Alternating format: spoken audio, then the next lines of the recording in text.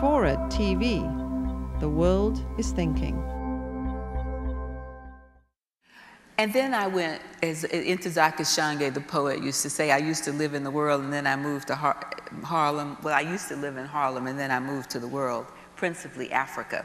And when I got to Africa, this Black Panther's admonition was in the back of my head. I had to come in right.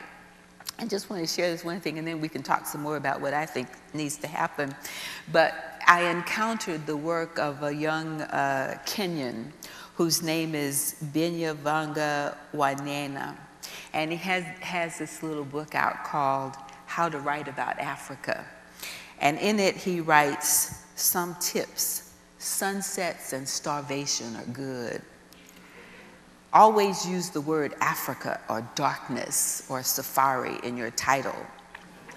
Subtitles may include the words Zanzibar, Maasai, Zulu, Zambezi, Congo, Nile, Big Sky, Shadow, Drum, Sun, or Bygone. Always useful are words such as guerrillas, timeless, primordial, and tribal. Note that people means Africans who are not Black, while the people means Black Africans.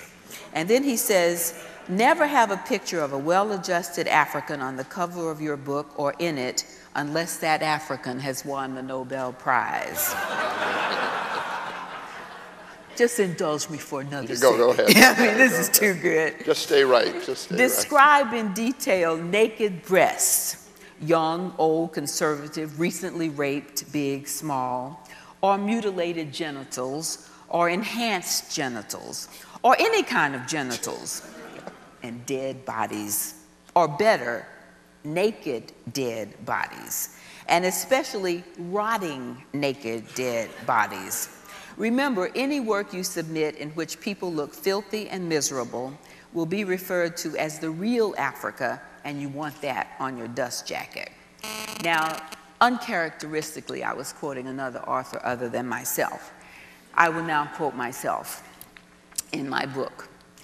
I call this looking at Africa through the prism of the 4 Ds, death, disease, disaster, and despair, which is the majority of the kind of reporting that you get about Africa.